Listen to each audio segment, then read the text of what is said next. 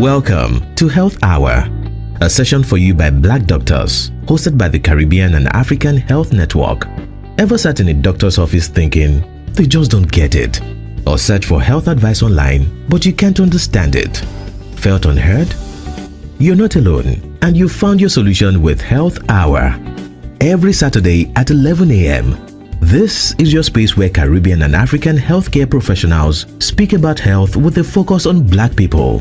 We tackle the topics that keep you up at night: mental health, chronic conditions, preventive care, sexual health, men's health, women's health, heart disease, and much more. All with the cultural context that matters, because our Black doctors understand the unique challenges we face. Here is what you can expect: real talk from doctors who look like you and get it, lived experience testimonies, practical advice, illness prevention and management tips, and a space of understanding without judgment. You also get to ask questions. Your questions drive the conversation. Health Hour, where community meets Black health expertise.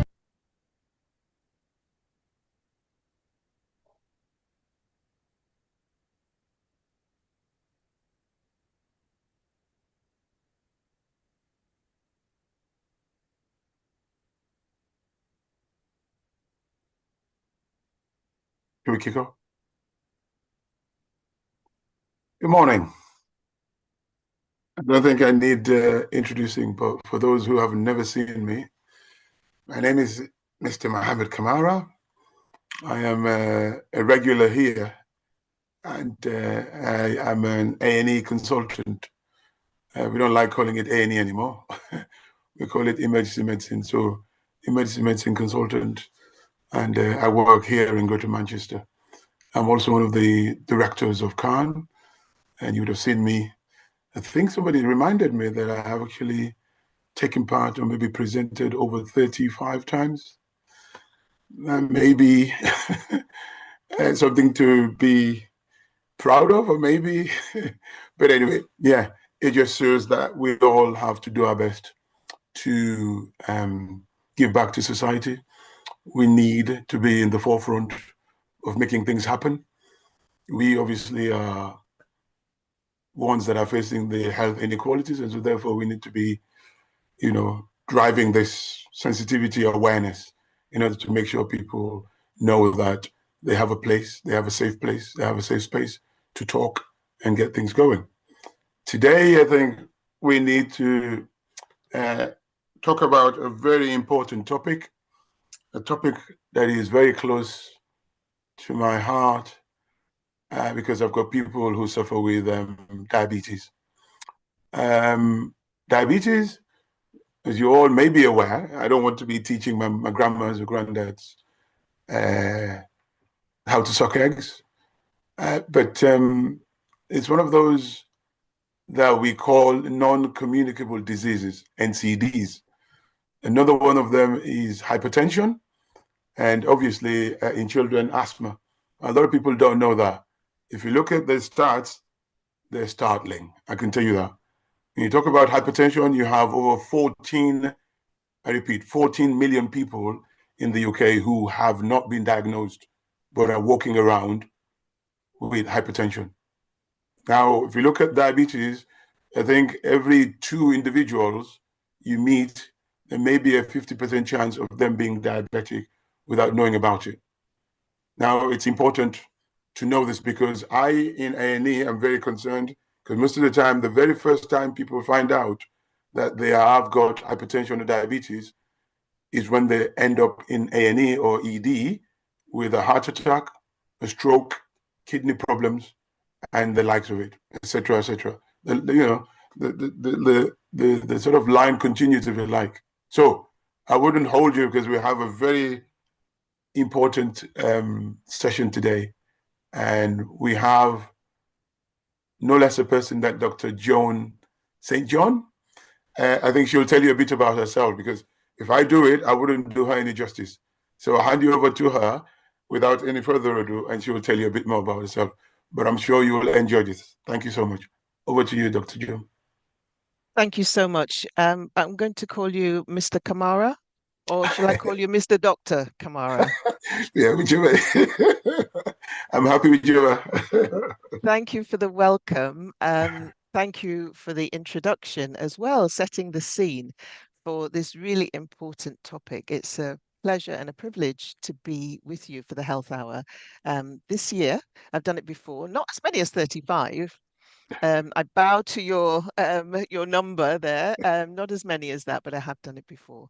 So we're going to talk about the diabetes digits today, the figures, what matters if you're living with diabetes or if you're at risk of developing diabetes. A little bit about myself. My name is Dr. Joan St. John. I'm a doctor with specialist interests in diabetes and worked in diabetes for quite some time now. So I could talk the whole day about diabetes, but I don't intend to do that. It's a health hour. So we're going to use this hour productively. And together, I hope that we will learn more about diabetes and those figures that really matter. So bear with me 1 second while I try and share my slides.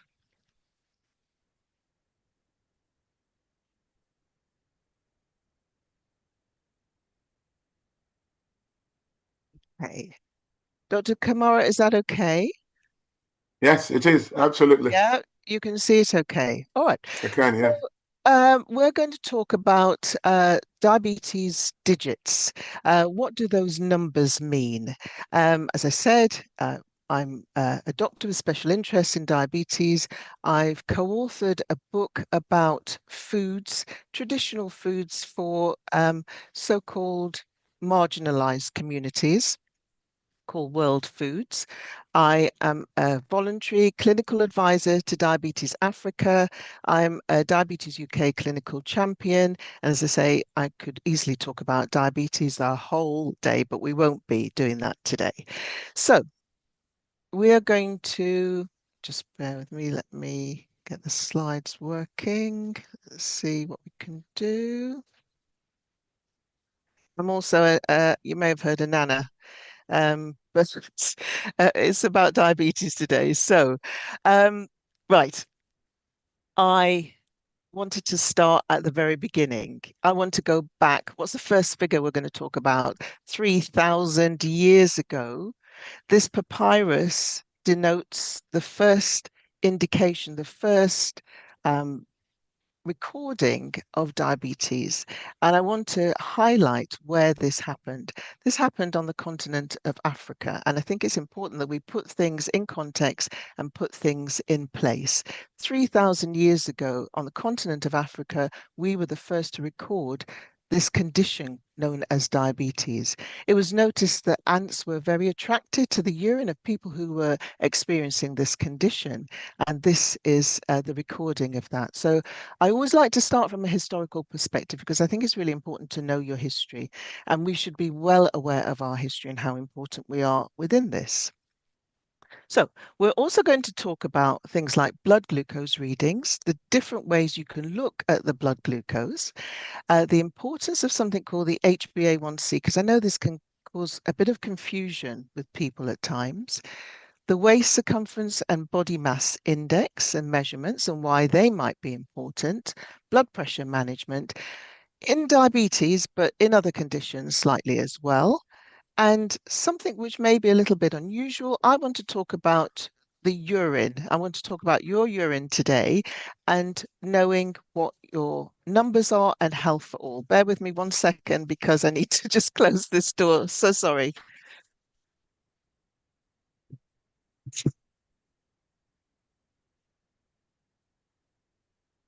Apologies. Okay, so what happens with diabetes? We eat or drink food or drink, and our glucose or sugar, as some people call it, but I like to call it glucose. And I think we should stick with glucose as much as we can today. Your glucose rises in your blood. What happens is, alongside that, your pancreas, which is an organ in your body, releases insulin in response to this rise in glucose. And what it does, it like opens the lock in the cells, in the organs, to let the glucose go into the cells, into the organs, to provide the energy that the organs and the cells need to help our body work. Particularly, it goes up into the brain as well. So to give us the energy so we can think and we can do what we need to do.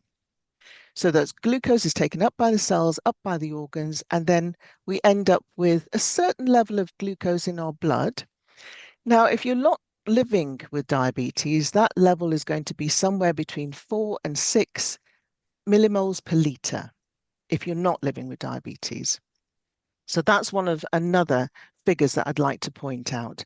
Keep that in mind because I think it's important to know what inverted commas normal looks like if you're not living with diabetes, whether you eat big plate of rice, whether you eat your, Dr. Kamara, what would you like to eat? What have you had this morning? Interesting you say that. I'm preparing for Ramadan, so I've not Uh-huh. had anything. Okay, so you're in preparation for Ramadan. So Yes. and last night? Last night I had some stew and rice. Okay, familiar. And if we eat our stew and rice and we're not living with diabetes, we could eat 2 plates of it. Not advocating that, but our blood glucose would still remain between 4 and 6 millimoles per liter because our fantastic bodies, when they're working the way they need to, match the insulin with the glucose so that our blood glucose level is always within this tight level of 4 to 6 millimoles per mole. So what happens when you have diabetes? Dr. Kamara was saying earlier on about non-communicable diseases and long-term conditions.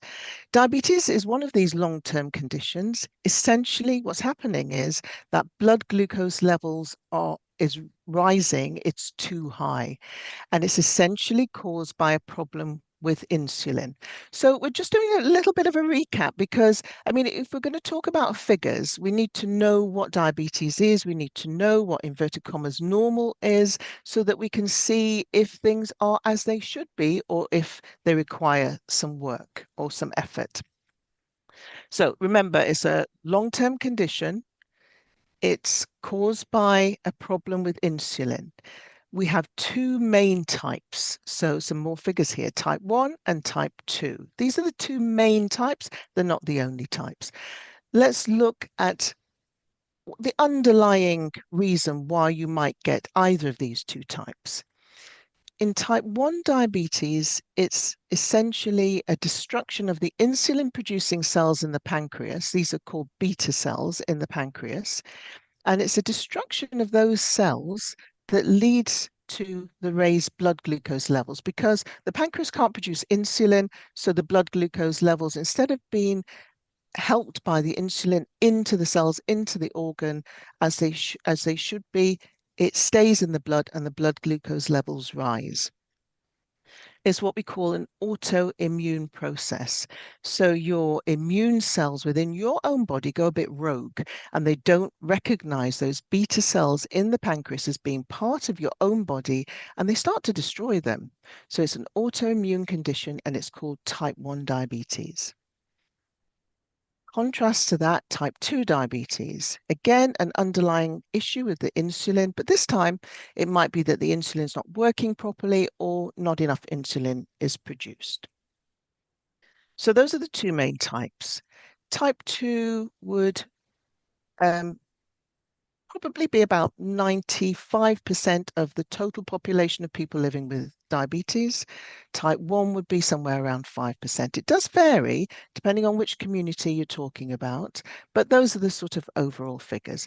Just want to say a little bit more about type 1 diabetes and focus on that a bit more before we move on to talk about type 2, because type 2 is the majority of people living with diabetes, both nationally, internationally.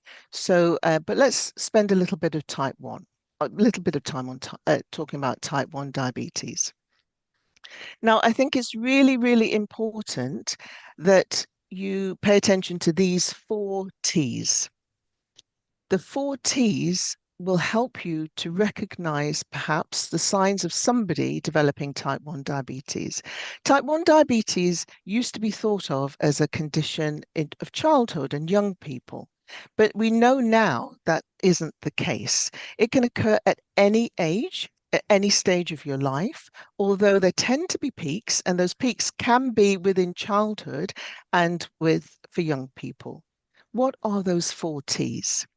So if you notice that the child or the young person is going to the toilet more frequently, they might be getting up at night to go to the toilet. If they're young enough and they're wearing nappies, the nappies might be getting more wet, or they might be soaking through the nappies. That might be the way that you discover this. They might be more thirsty, so needing to drink more, and again, getting up at night to drink.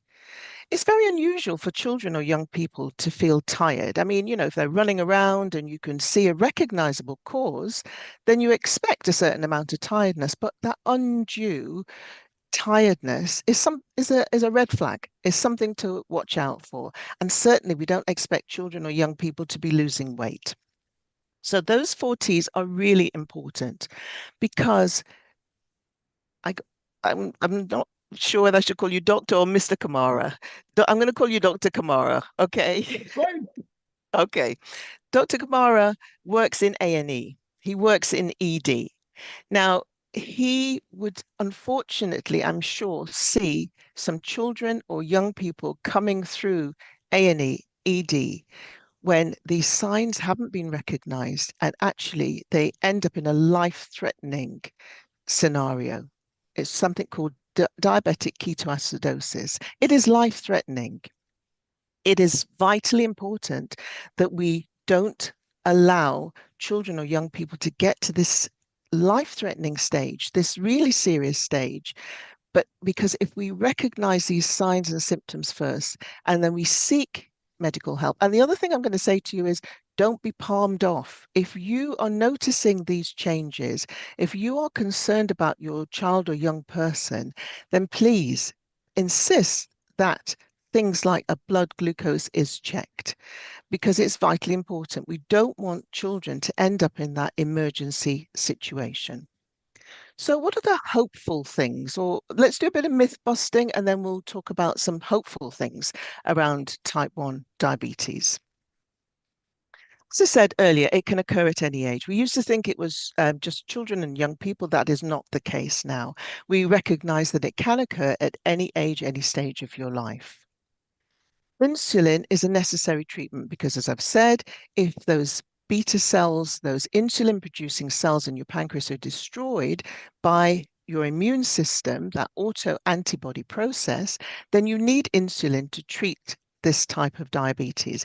At this time in our lives, we definitely need insulin. Maybe in the future, and I'll show you what might be on the horizon, things may change, but at the moment, insulin is an absolutely necessary treatment for type 1 diabetes, no question. It's not associated with lifestyle. And I think it's important because, when children are catapulted into ED, A&E in this life-threatening situation, can you imagine how the parents and the guardians feel? They're searching for answers. Why did this happen? What was the process? Was it something that we did or didn't do? It's not associated with lifestyle. It's an autoimmune condition, which we're learning more about. And I think this is one of the hopeful things that we need to look forward to. And just to point out that some people get a bit confused because if you're living with type 2 diabetes and you start treatment with insulin as well as other treatments, it doesn't mean that you've now developed type 1 diabetes. It is still type 2 diabetes, but it is just treated with insulin. So just to clear up that myth. So what's on the horizon? What's hopeful? I think research is making great progress with people living with type 1 diabetes. Screening, there was recently a result of a scientific study, the ELSA study, showing that actually we will be able to screen people for type 1 diabetes. What advantage does that offer? Well, it would enable people to realize that they are at risk of developing something. And we always say, it's better to be prepared than just to be thrown in at the deep end.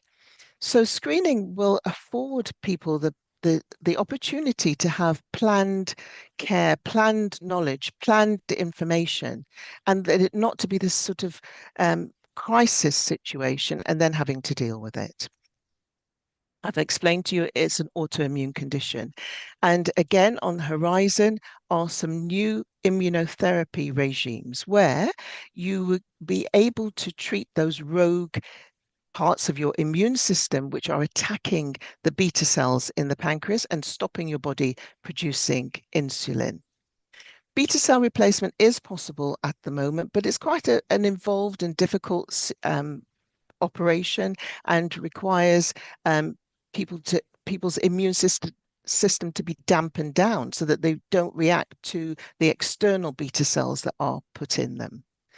But in the future, it may be possible to regenerate your beta cells or to generate new beta cells from what we call stem cells so that you could start producing your own insulin again. And then there may be new ways to protect and support transplanted beta cells. So I think there are hopeful things on the horizon for people who are living with type 1 diabetes.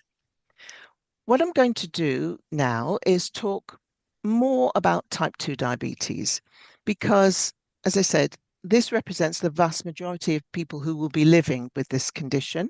And so I think it's important that we focus on this. The underlying process here is that the insulin isn't working properly or less insulin is produced. It's not about autoimmunity.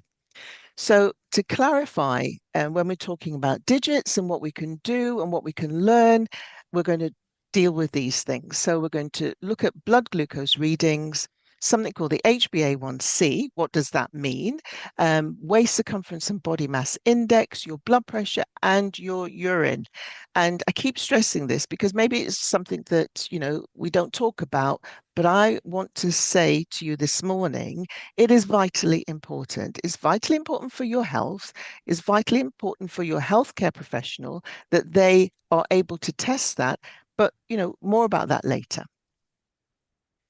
So, blood glucose readings, the different types, because I think this can cause some confusion. So I think let's clarify this and then we can talk about the various figures associated with it.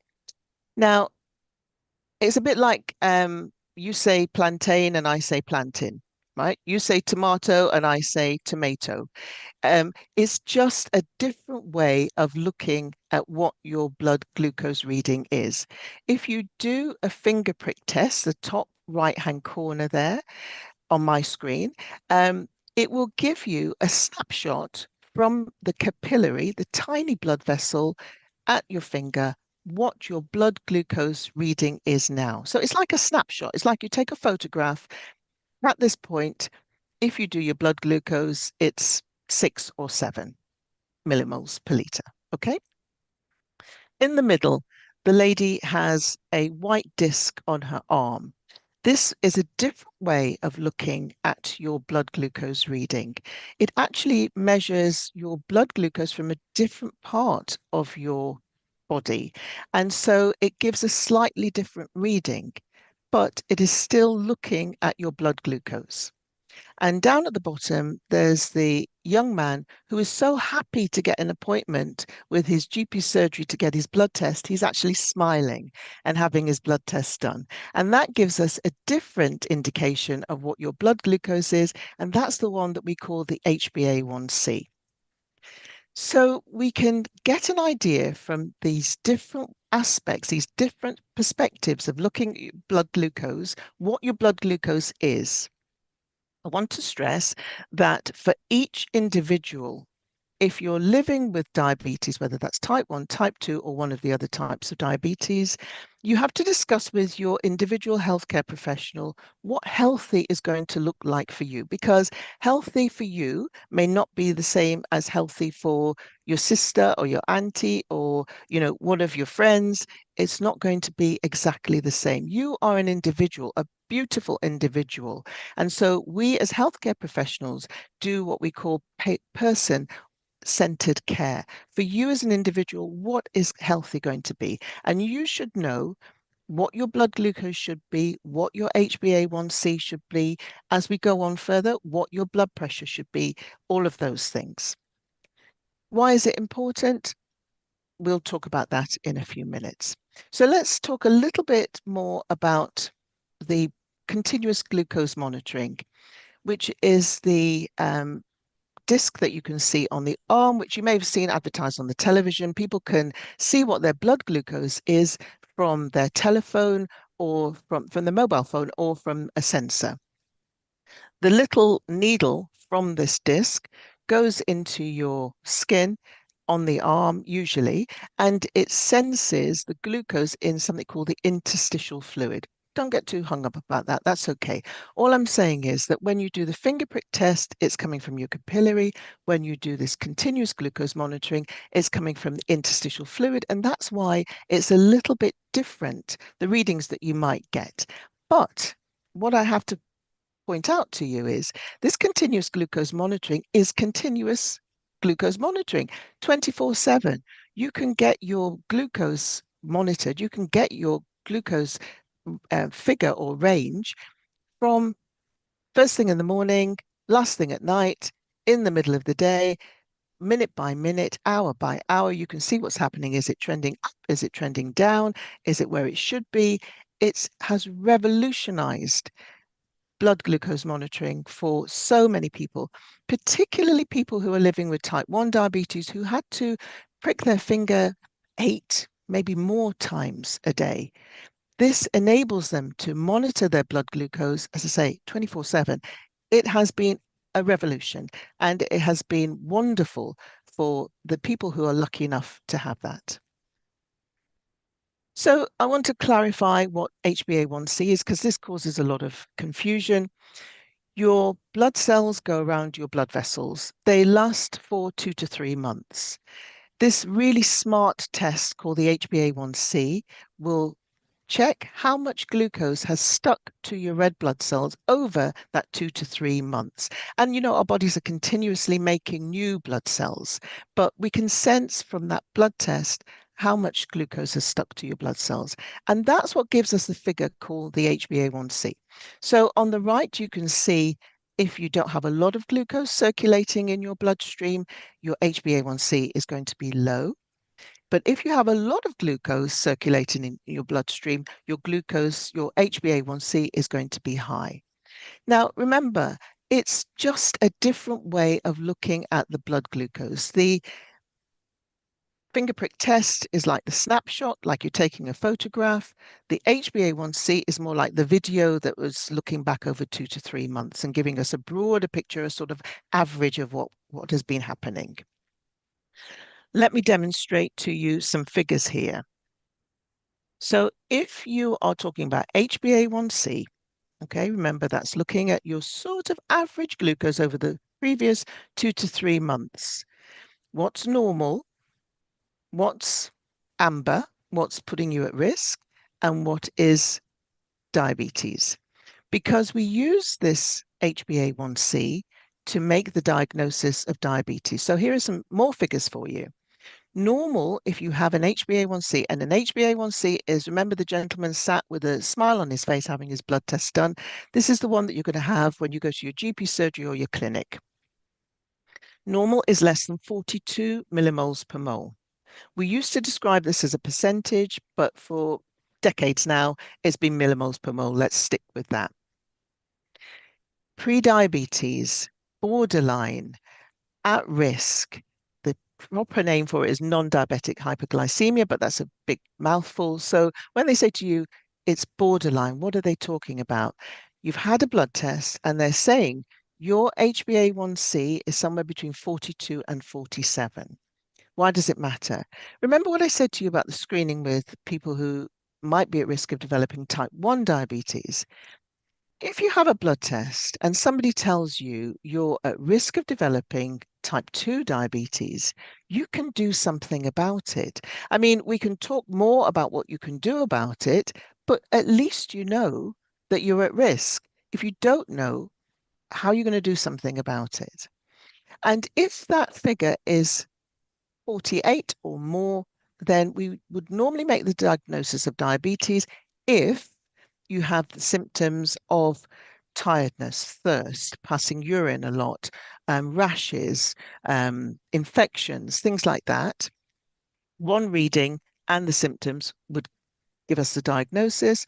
But if you don't have any symptoms, you must have that blood test checked again. Okay, so these things are important because we have to take responsibility for our own health. We can't rely only on healthcare professionals taking responsibility because we want agency in what is done. And the only way to do that is to be informed about what is normal, what isn't normal, what needs checking again, so that you can do something about it. Now, it's a bit of a busy slide, but what I wanted to show on this is the variety of ways that I've described that we can look at the blood glucose. So on the top, we've got those figures of the HbA1c, and it's in green, amber, and we're going to red. Now, you as an individual, your green may be different to this green, but I've put it up as a general slide just to show you how those figures from one way of looking at your blood glucose equate to figures from another way. So if, let's say, for example, your HbA1c was 42, right at the top left-hand corner on my slide, if you look down, likelihood is your average blood glucose, like the capillary one, the finger prick one, is going to be somewhere around 7. So it's pretty much within a normal range, just about. Yep. And that disc that you wear on your arm for continuous glucose monitoring would show that something called time in range, the time in the range of what we would consider normal if you're wearing one of those discs, is about 80% of the time you're going to be in that normal, so-called normal range. So it's just how, looking at it from different perspective can give us the different figures. I want to highlight some wonderful work that has been done by the Black Health Legacy. Because remember, I said to you, HbA1c is the way we use to diagnose people who were living with type 2 diabetes. But the study by the Black Health Legacy found that 1 in 7 males of Black ethnicity carry a particular gene variant, which means that they are deficient in an enzyme called glucose 6-phosphate dehydrogenase deficiency. A big mouthful. But what does it mean? It means that actually, remember, I spoke to you about how sometimes the immune system can go rogue and cause type 1 diabetes because it attacks those beta cells. Well, if you have glucose 6-phosphate dehydrogenase deficiency, in certain circumstances, in certain environments, it can attack or destroy your red blood cells. Now, if it's destroying your red blood cells, and we are looking at your red blood cells and how much glucose is stuck to your red blood cells to tell us your HbA1c, you can see how they were able to generate this fantastically useful information for us that Black and Asian people, men usually, who have this glucose 6-phosphate dehydrogenase deficiency gene, have a lower HbA1c for the same blood glucose level. The implications of that are that carriers of this gene may have a 4-year delay in the development of their diagnosis of type 2 diabetes. And that, unfortunately, could put them at greater risk of what we call microvascular small vessel complications. So it is hugely important to know if you're at risk of this, if we're making the diagnosis, and how would you know that? Well, one of the things that might happen if you're living with type 2 diabetes and you're doing the finger prick tests, so the glucometer, and your blood glucose readings don't coincide or don't match what we would expect in your HbA1c, that may be a pointer to say you may be at risk of having this glucose 6-phosphate dehydrogenase deficiency gene. So I think it's great work that the Black Health Legacy have done, and we know that there's going to be more great work to come from the studies that they are doing. But just wanted to flag that up because I think it's really important for us to be aware of. So 1 in 7 Black men are going to carry this genetic change, and that will affect perhaps the diagnosis of type 2 diabetes and could put them at increased risk of complications. What are those complications? Why is the blood glucose important? Because with this chronic condition, if the blood glucose is not as close to a normal level as possible for that individual, it puts you at risk of developing complications. It's like it opens the door to that possibility. And what we want to do is not open the door to the possibility of all of these complications, things like heart attacks, strokes, kidney conditions, heart problems, skin infections, feet problems. We want to prevent it. Prevention is always better than trying to cure. And sometimes it's not possible to cure some of these complications. So blood glucose is important. Yep. Sometimes people will come to me and will talk about their results, but the implications of whether it's high doesn't necessarily fall into their understanding. And I think it's so important that we are aware and knowledgeable about what is normal for us. So what does healthy look like? Okay, I'm aware that of time. So let's talk about waist circumference and body mass index. Now, I think most people would probably put the body mass index before the waist circumference in terms of if you go to your clinic, your GP, your health provider, most people are going to do body mass index. And I'm sure if I did a straw poll today, few of us have had our waist measured. But actually, I think we're coming to the conclusion that waist circumference is more important in terms of recognizing cardiovascular risk. So that's just the circulatory risks than body mass index. So you can see from the photos, we've got somebody in the red and somebody in the green. And what does healthy look like? Healthy, obviously, we're using traffic light system. The green, the lower the waist circumference, the healthier it's likely to be. So different ways of looking at the waist circumference. Easiest thing you could do, you can do it today. You can make a difference to your health. Oh, sorry. You can make a difference to your health. You can find out what your waist circumference is. And this is not the same as your jeans waist size. I just want to I want to point that out because people will tell me, well, I used to wear so and so waist jeans. And you can squeeze sometimes those jeans on, but that does not equate to your waist circumference. Your waist circumference you measure if you can feel the bottom of your ribs. Do it now, bottom of your ribs. Dr. Kamara, I can't see you doing it. Yes, you Where's your understand? come on? No, you don't have to stand up, but where's the bottom of your ribs? Got it? Yes, And yes, the I got it. top of your hip Yeah, bone, got it? yeah, Yeah. yeah, And if you yeah. guys, if you can't feel it, then there's definitely work to be done. Okay, we've got the bottom of our ribs, we've got the top of our hips, midway, middle of that, we get a tape measure and we measure. And if you're depending on what gender you are, you can see here what the figures are. So for a woman, less than 31, I'm using old money, I'm not in the centimeters yet, less than 31.5 inches is healthy. But if you're going above that, then it's putting you at risk. Why do we say that? If you've got fat, okay, if you've got excess around the waist, if you're carrying it around the waist, it's like a signal for what's going on underneath the skin, what we can't see, that it's likely that you're putting fat in those organs around in your abdomen. And those organs, the liver, the pancreas, if we're talking about things like diabetes, they're really important because if fat gets in there, it means that they're not going to work as properly as they should do.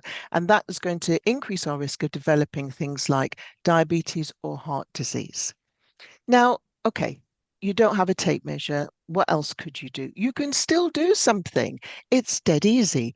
You can either know, if you know your height, not a problem. You can take a piece of string, all right? So you don't even have to have a tape measure. Take a piece of string, put it top of your head, let it fall down to the floor. Cut it.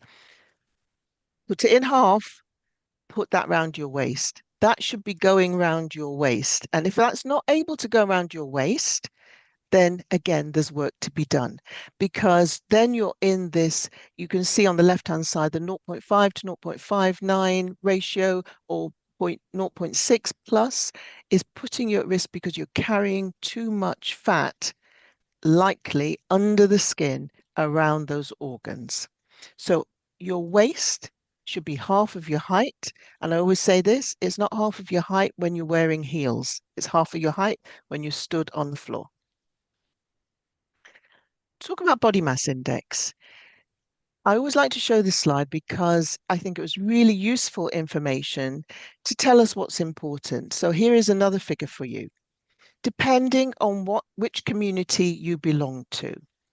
I'm from the Black community. So for me, healthy, if you follow that blue line down, is less than 28 kilograms per meter squared. The body mass index is your weight over your height, and it gives us a figure.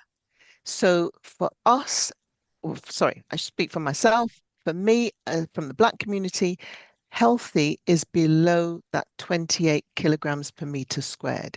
If I'm going above that figure, I'm putting myself at risk of developing not only type 2 diabetes, but other types of cardiovascular conditions. Move on to speak about blood pressure. So blood pressure is vitally important. I have to say that if it's high, it puts you at risk of things like stroke, heart attack, and something called heart failure, which people sometimes forget to mention, but is another chronic condition which can make life very difficult. So again, if it can be prevented, then it's best to do that. Now, in the UK, NICE says they've sort of changed things, the way they approach it. Now they've got a bit of almost like a one size fits all in that everybody's blood pressure, they say, should be below 140 over 90. So when you are in a clinic, GP setting, pharmacy, and you have your blood pressure checked, should be below 140 over 90.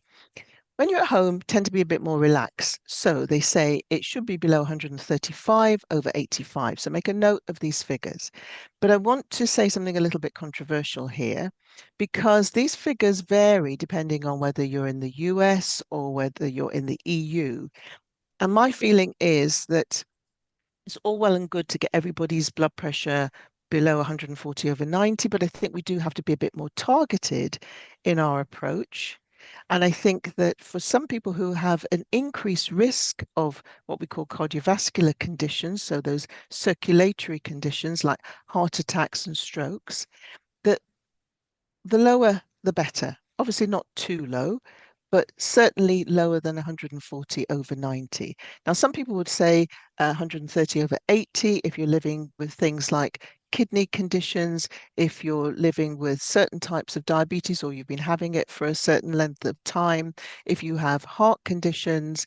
And my feeling is that we really need to be targeted.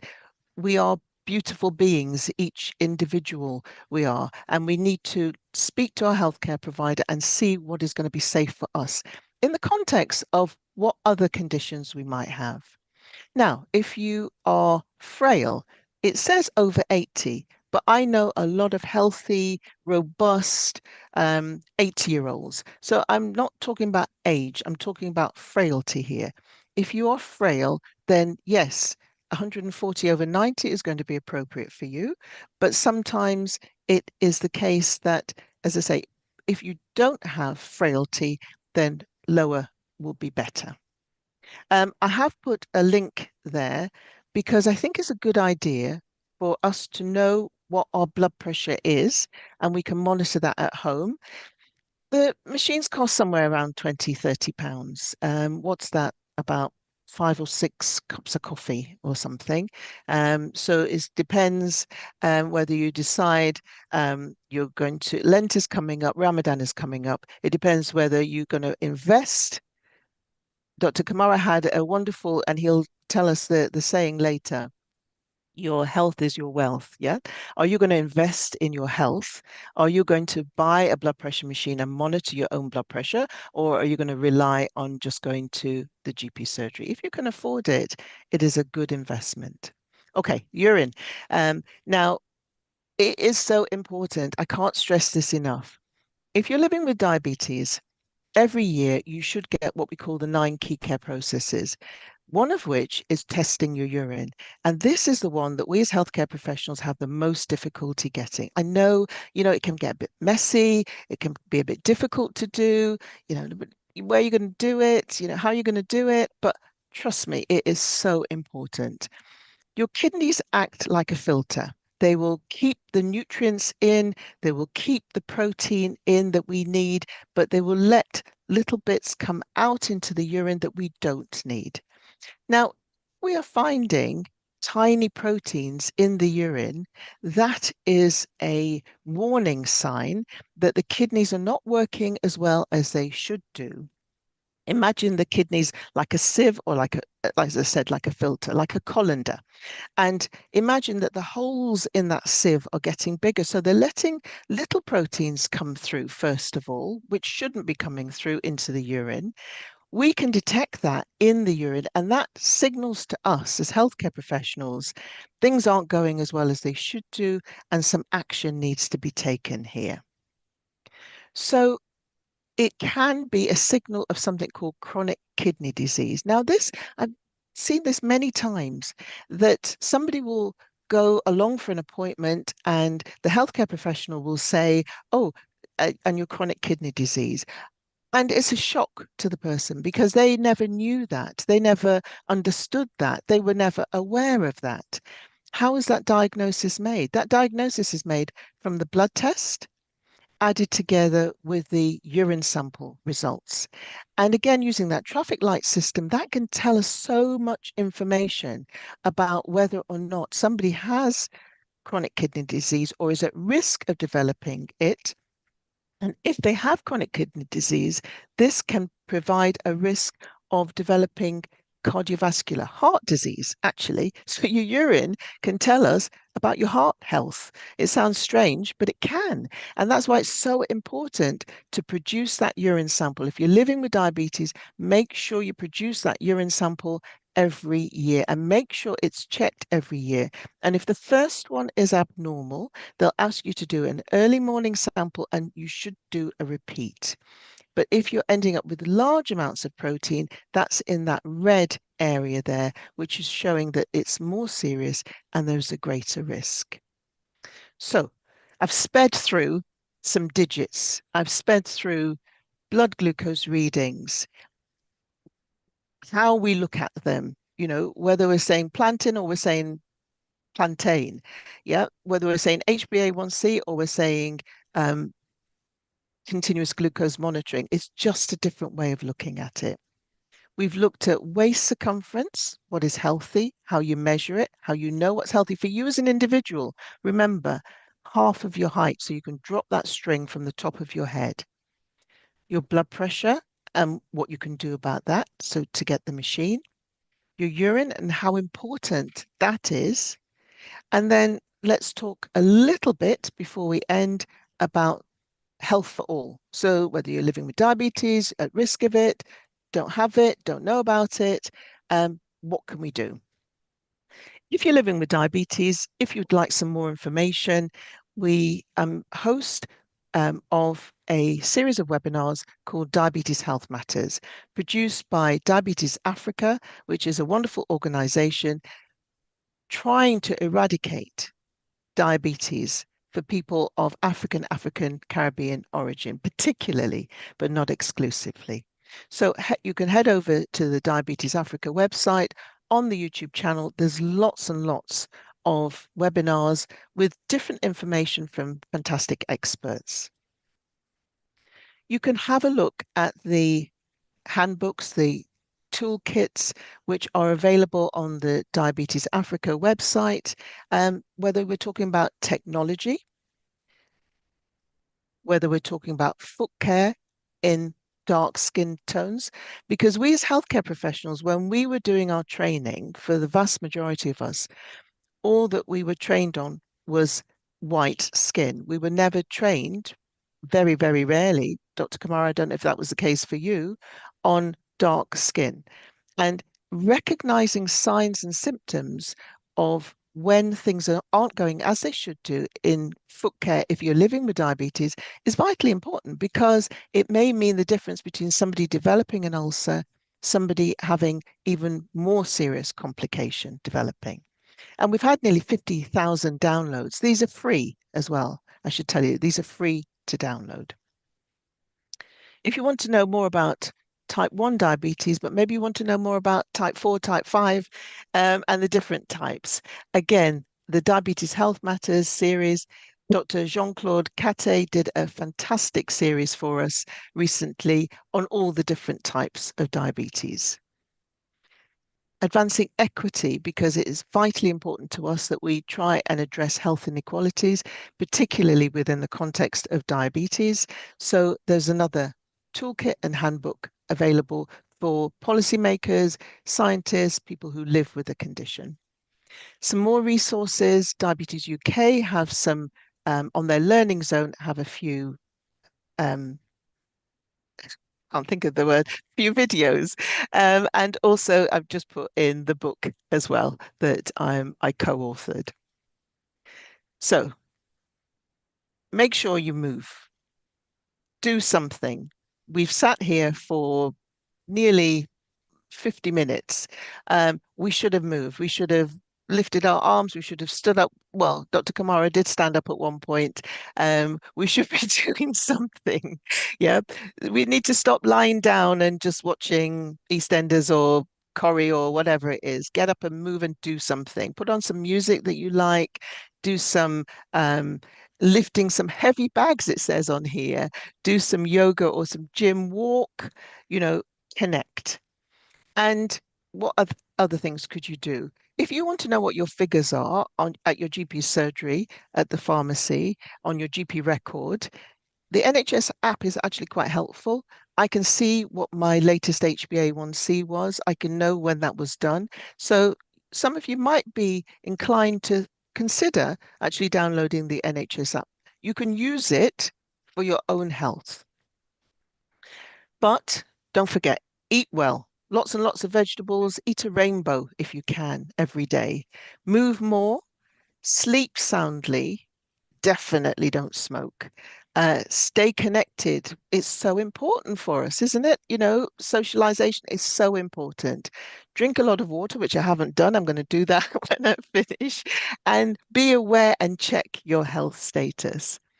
So think about what figures that I've highlighted to you today matter most to you. What are you going to aim to change? Is it going to be your waist? Is it going to be the water? As I said, I'm going to be doing that now. I've been for a walk already this morning. So you decide. What are you going to aim to change? Remember, we've got Lent coming, we've got Ramadan coming. There is another opportunity where at the last day of January, it's still not too late to do your New Year's resolution. So yeah, come on, let's do something. And each one teach one. If you've learned something new, please go and share that with somebody else, with your community, with your church, with your mosque, with your temple. Share it so that we can all learn more. I love the wonderful Dr. Maya Angelou, and I think it's just such wise words because we do the best we can until you know better. I hope you might have learnt something today so you will know better. And then when you know better, do better. So thank you very much. Wow. Dr. St. John, well, you are my hero. Wow. I Thank don't you. think I don't think I've ever been blown away like you have. I thought I knew it all, but I tell you what, I've learned a few things myself. I don't Oh my know. goodness. Oh, thank you. That Amazing. you are esteemed, and I thank you so much for that. Thank you. It's amazing. I think the audience will echo. In fact, a testimony to the talk, onto the very last minute, somebody is entering the room as well. It just goes to show. I have never heard you speak, but I tell you, I can sit here and listen to you all day. Thank I you can tell so you, much. and Thank I'm you. not patronizing you in any way. I think this is, in fact, if I can make a personal request, I need a copy of these slides, please, because it will teach me and my group. And you mentioned that my group, I'd say my brainchild, Well Body, Better Path Gentry, as we said, it means good health is better than wealth. I mean, you Yes. can be rich, filthily rich, as they say, but if you lack health, I tell you what, you are the poorest person. I can tell you that for free. Mm. Now, I'm conscious of the time. I think this should be changed to not Kathy hour, changed to Kathy 2 hours, because the pace, the pitch and the level at which you do it is unbelievable. I don't think I've ever listened to anyone in this particular forum that has actually handled it and got a handle of it as you have done, because you've touched everything. And I can Thank you so say, much. I can't even emphasize what I've learned. Like I say, people don't realize that there are 5 types of diabetes. And you've just mentioned it like Hmm. that. A lot of people don't know that the 5th one has just been recently discovered, which is the malnutrition related diabetes Associated. mellitus. Yeah, yeah, yeah. Many people haven't heard of that. So it just goes Hmm. to show you that indeed we need to be in the forefront, like you're doing now, to sensitize, to screen, to sort of like educate our people to what's Hmm. this. As you said, the stats are startling. Like the male with like I learned something now, which is the G6PD. Yeah. Gene. It was like, ooh, where's that come from? I don't know. But yeah, but that's brilliant. So I don't want to hog the platform. I think there are a few questions that I could see. Yeah, I think somebody mentioned that, what was it now? They said something about,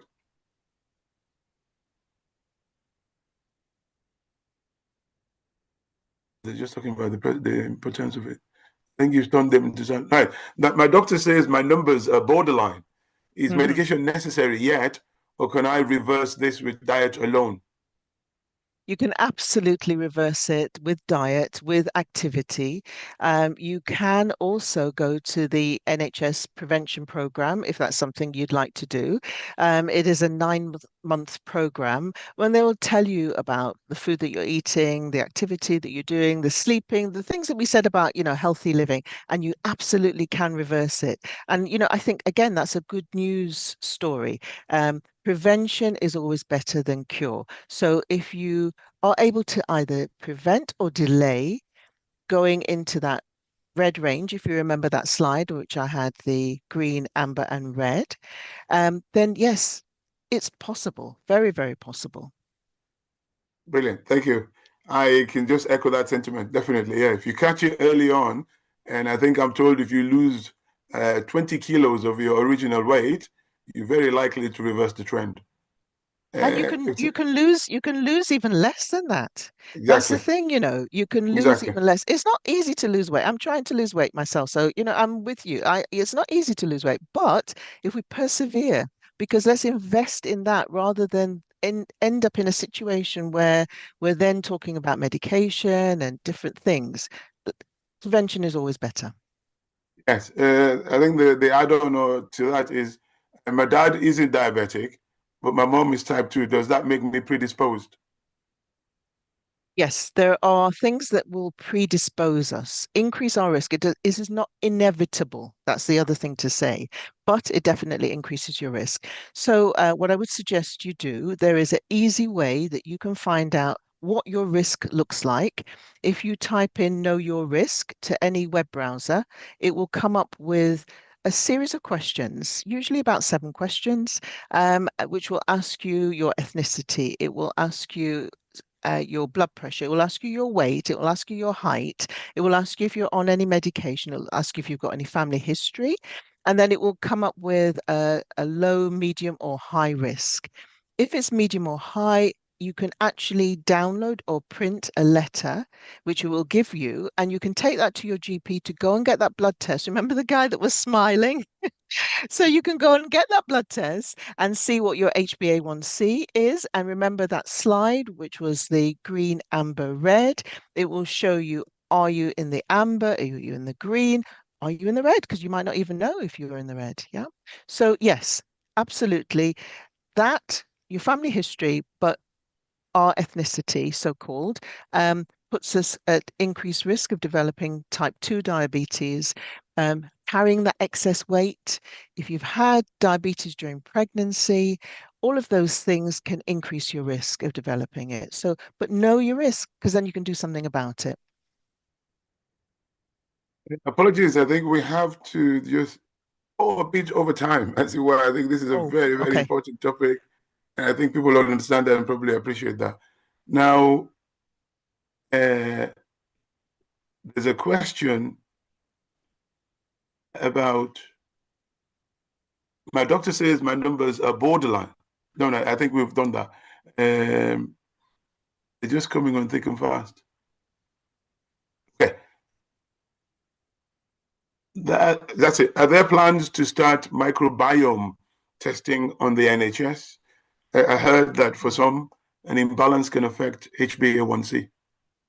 Yeah, I find this fascinating. And I'm a bit weird. When I when I used to go to some of the conferences, and there would be a talk about this, I would go along to it. It is an emerging field. That's all I can say to you. It's not on the NHS yet, but we are getting to know more that the microbiome, the millions of bacteria that live within us in our gut and actually keep us healthy can affect things like diabetes, but many other conditions as well. So it's not available on the NHS yet, but one of the things we do know about the microbiome is that you can keep it healthy with certain things and certain things like fiber. So fiber is really important in our diet. So keeping a high fiber intake is really important to keep a healthy microbiome. But no, it's not. Testing of microbiome is not available yet on the NHS. But watch this space. Who knows in the future? Super, brilliant. Now, I don't even want to use the word, the dreaded Monjaro, right? Is it good for weight loss? That's what they're asking. And I think I know Ooh, the answer to that, but people prefer the okay. easy way out. So, okay, I usually when I'm giving a talk, I prefer not to speak about specific medications because it gives the impression that one may be better than another. And I've said that we are all beautiful individual beings. I'm going to talk in general about this class of medication. This class of medication was originally for diabetes. That's the first thing to say. And it was found that when people were being treated with these medications, as a consequence of that, they lost weight. And it has now sort of been flipped to be considered almost like weight loss medication. So I just want to, again, as I said at the beginning, history is important. So yes, they absolutely can help some people to lose weight, undoubtedly. It's not easy to lose weight. As I said, I'm trying to lose it. I know it's not easy. And for some people, this may be a way to enable them to be healthier by losing weight and perhaps if they're living with diabetes, by helping their blood glucose levels to be lower as well. For some people, this is going to work well. It is not a cure-all for everybody. Thank you so much. As I say, I wanted to just highlight the fact that there are, as medics, we prescribe some medications, and what we don't do is sometimes tell our patients the possible side effects. I know it's a conundrum. I mean, you can't actually say, you can say, I robbed Peter to pay Paul. That's what we're doing as it happens, because there are medications we prescribe, for example, for hypertension, and they, in some ways, raise the sugar or the glucose, we stick to it. So this is something people have to be aware of. So if you don't have the symptoms, and yet the readings are such that it's reading high, i.e. the HbA1c, I normally tell my patients, they remember the HSBC as opposed to the HbA1c. So that's how I Banks do are it. available. Yes, that's right. But yeah, so it's just for people to understand that, look, when the readings are high, it doesn't necessarily mean that that's the be all and end all. There's always a way around it. Now, in fact, I have worked with a colleague who is an endocrinologist. He's had somebody live with diabetes for, wait for it, 50 years. 50. And we actually celebrated it in grand style. For someone to live with diabetes, type 1 for that matter, 50 years is unbelievable. And as I said, I've learned something new, whereby type 1 can set in at any age. We all were taught to believe that this is a childhood illness. And of course, we were taught to just look at it from the Caucasian perspective, not with the BME perspective. And it's important to remember that there are differences and we have to be mindful of that. I look at your slide. The last one is my favorite heroine, Maya Angelou, but there's one of the thank you words that just springs to mind, Ngiyabonga. It sounds beautiful. It's so melodic, but there's one that is missing, which is Spasiba. If I tell you I'm half Russian, you won't believe it, but that's it. Thank you so much, and I'll hand you over to Natasha for the closing. But thank you ever so much, Dr. St. John. I thoroughly enjoyed this, and I hope I'll get to speak to you again. Thank you so much. Thank you. Thank you so much, Dr. Mr. Kamara. Thank you. Sorry, right, over both. to you, Natasha. Yeah. But it will be my colleague Healthy presenting. But meanwhile, I don't know if you'd have a few minutes to answer one of the LinkedIn questions, because in the last 10 minutes, a lot of people put questions on LinkedIn. All Some right, of them know Dr. Joan, I believe. So if at least one of them, that would be great. Well, I think there's the last one I can say. How often should we request a glucose test from the GP? And then how often would you advise individuals to have the HSBC, HbA1c done? Do you suggest intermittent fasting for diabetes? Well, I think the answers are there. Intermittent fasting is absolutely brilliant. In fact, I'm going to be talking in the next 2-3 hours about fasting and your health. So if you want to join us, you are free on your Saturday afternoon, then yes, by all means join us. I'll probably put the link and we'll see how it goes from there. But yeah, I have a whole talk on that, intermittent fasting and fasting on your health. Yeah, it definitely helps that.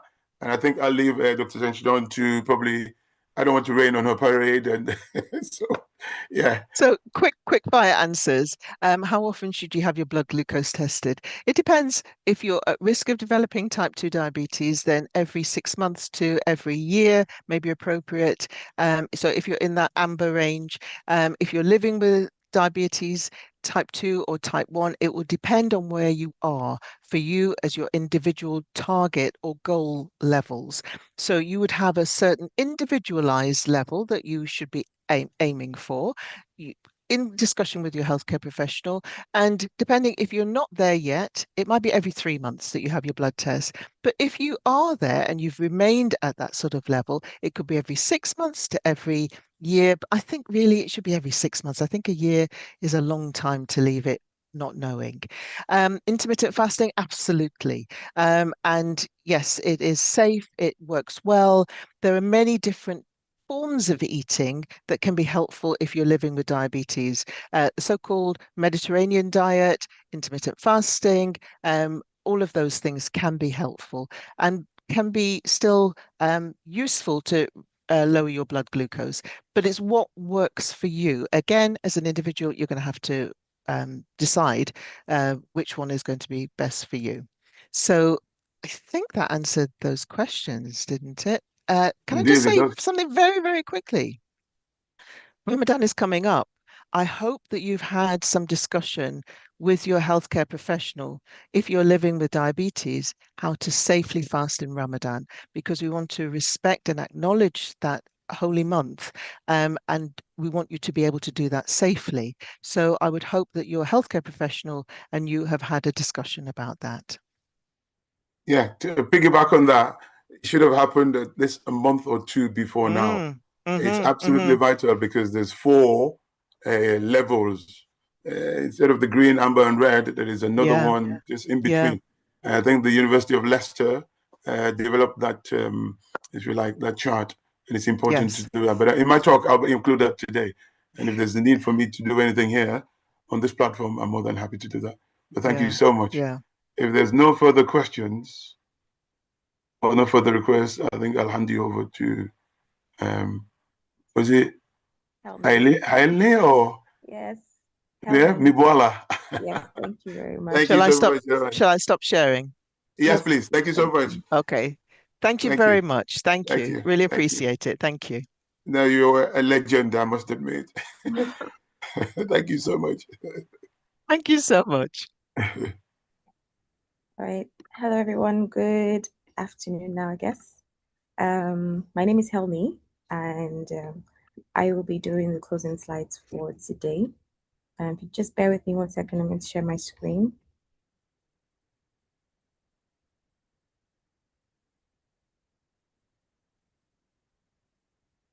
All right, please let me know if you can see my screen. Yeah? Yeah. Okay, great. So I just want to first of all say a very big thank you to Dr. Joan and Dr. Kamara for taking your time to speak to us today. We do really appreciate how much time you've dedicated to CAN and how you supported the advocacy for CAN as well.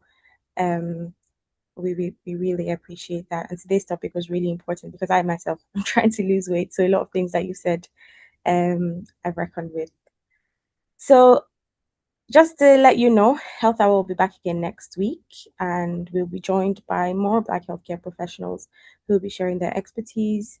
And the topic would be on caring for Black skin and hair, and this would be on the 7th of January, same time, 11 a.m. to 12 p.m. All the registration details are here if you need any help with that.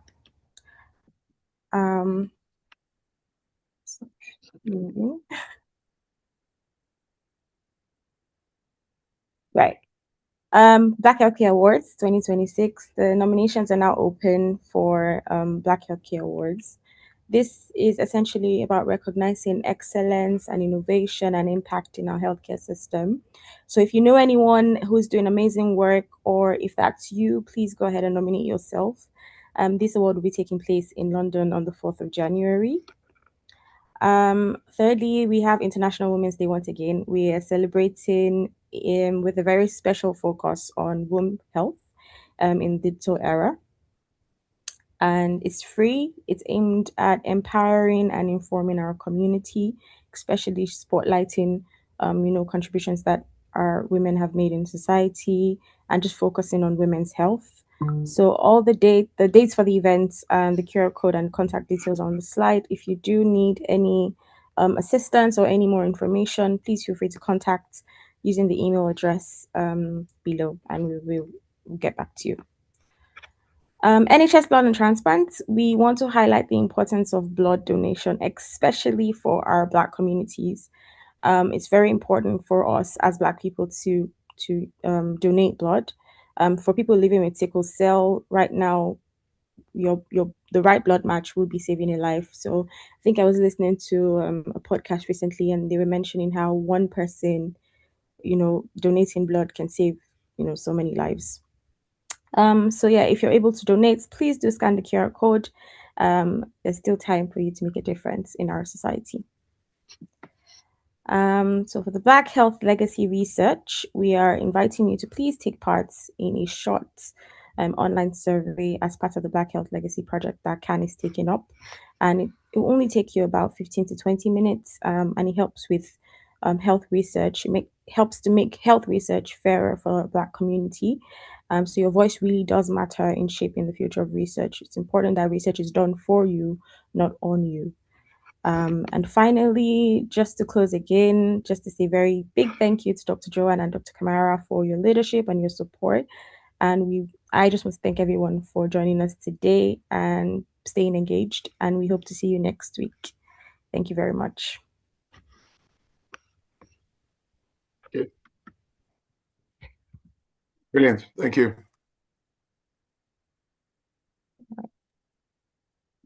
Thank you. And that's our time for today.